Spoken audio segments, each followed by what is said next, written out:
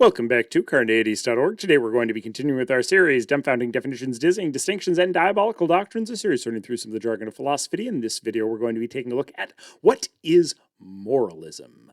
Now, some questions in moral philosophy center around what morality is and what actions are moral. Moralism, though, looks at a very different question that's more closely related to political philosophy. What should we as a society do to enforce or promote that morality once we figure out what morality is, or what kinds of things are moral?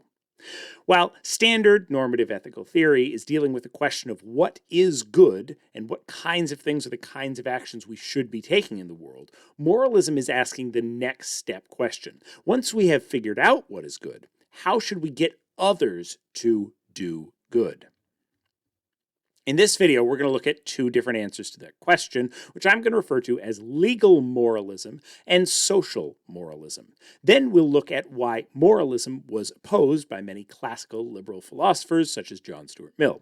Finally, we're going to look at how modern political movements, on both ends of the political spectrum have moved more and more towards versions of moralism and away from classical liberalism, and why that is causing some of the challenges and divisiveness we see in politics today. So, moralism is the view that we, as a society, should enforce morality.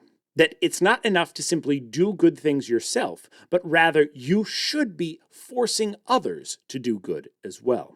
The most common version of this is a position called legal moralism, which claims that we should legislate morality. In other words, we should require the citizens of a nation to act morally by law.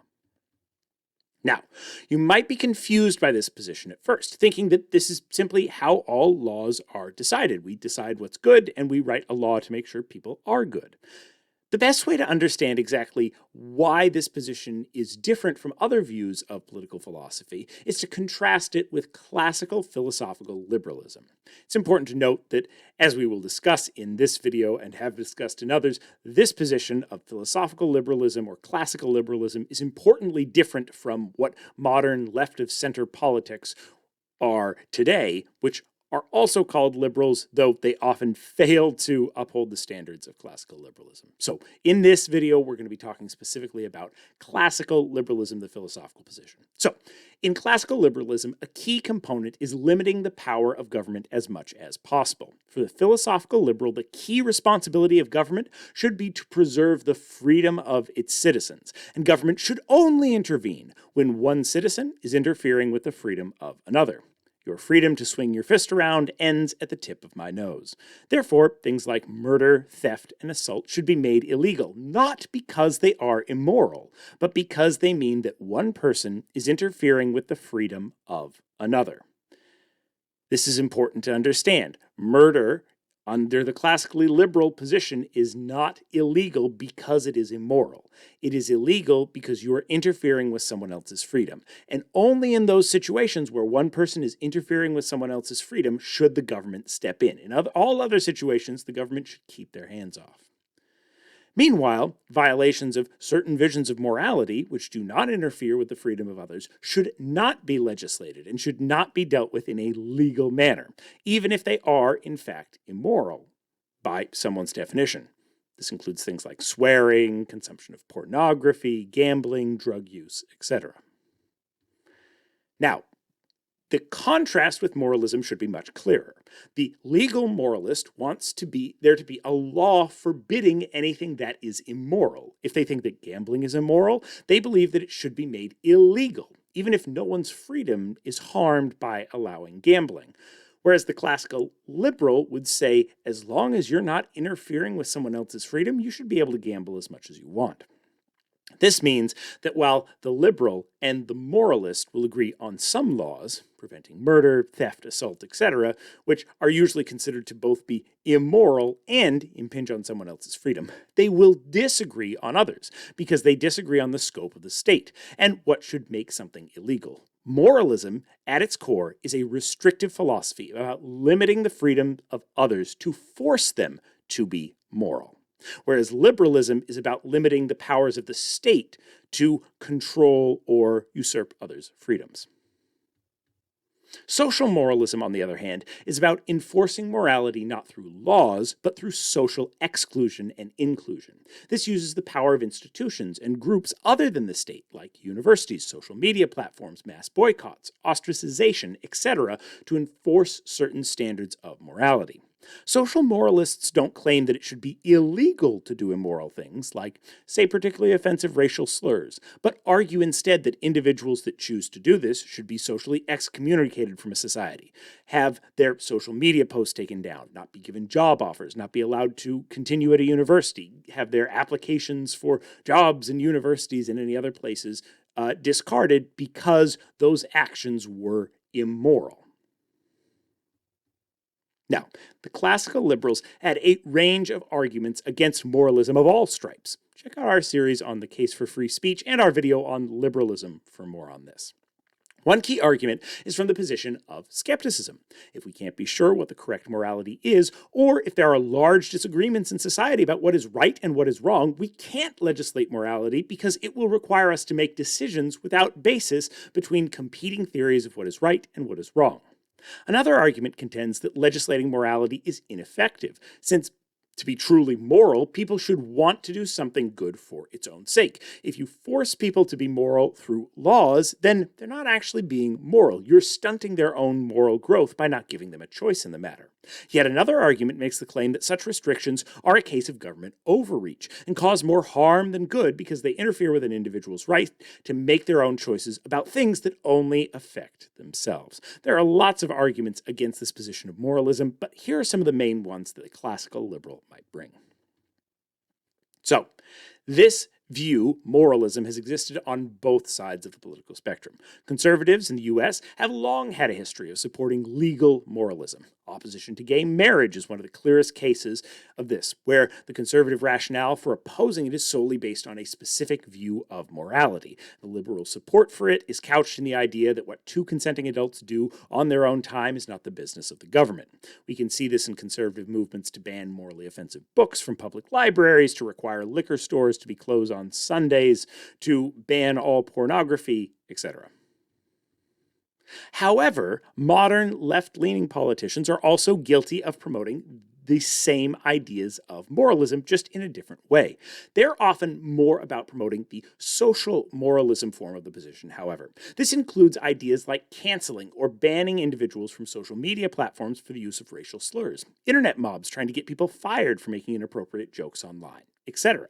Even if you think that it's immoral to use a racial slur or make an inappropriate joke, by punishing people for those actions, by threatening their livelihood, you are engaging in a form of social moralism. Note that this should be distinct from criticizing someone for making such a comment, asking them questions, or trying to convince them to change their views or actions through logic and reason. This is a really important point to get to. There's a difference between punishment and criticism. There's a difference between taking an action against someone and trying to convince them otherwise. Criticism is fully acceptable. The problem of moralism arises when you try to punish people for their actions or beliefs, which you think are immoral, but don't do any physical harm to someone else, or don't in some way limit someone else's freedoms. A more appropriate way to engage with these individuals is through logical debate, according to the classical liberal. Check out our video on free speech versus political correctness for more on this debate. Now, one can even see the actions of Trump 2.0 in his second term as a reflection of this back and forth. In the late 2010s and early 2020s, we saw the rise of cancel culture movements, which gained traction as a way to punish people originally for who did illegal actions, but those that were difficult to prove in court, things like the Me Too movement. But these movements grew to target individuals simply because they expressed viewpoints which were seen as offensive or outside of particularly left-leaning ideology, though, as we've noted, it's certainly not exclusive to the left, especially when this came to the rights of minorities. This was clearly a use of social moralism to attempt to pressure the world to adopt a more left-leaning viewpoint on these issues. Now, you may deeply believe that that viewpoint is morally right, but that doesn't make it something that impinges on someone else's freedom, and it doesn't make it something that should be legislated or used as a social norm.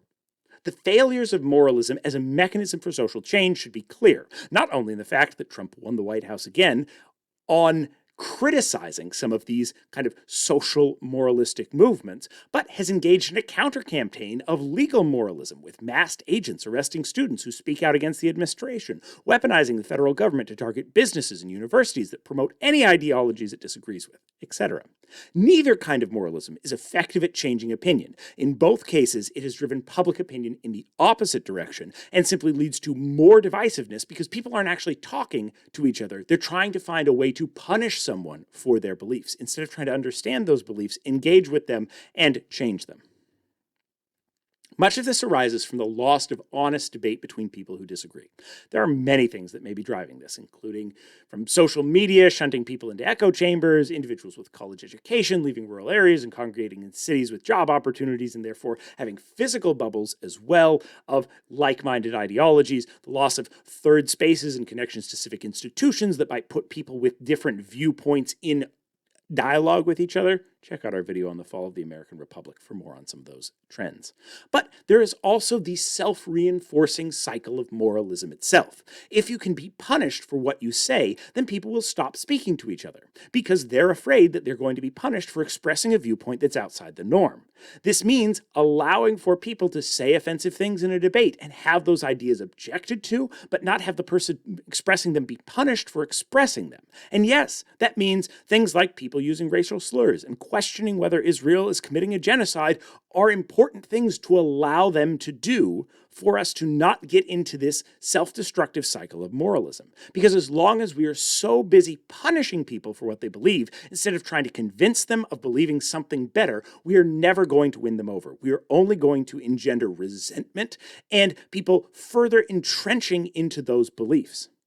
We have to engage people in real dialogue, according to the classical liberal, and not fall into the trap of moralism of simply punishing people for believing something different than we do. It's lazy.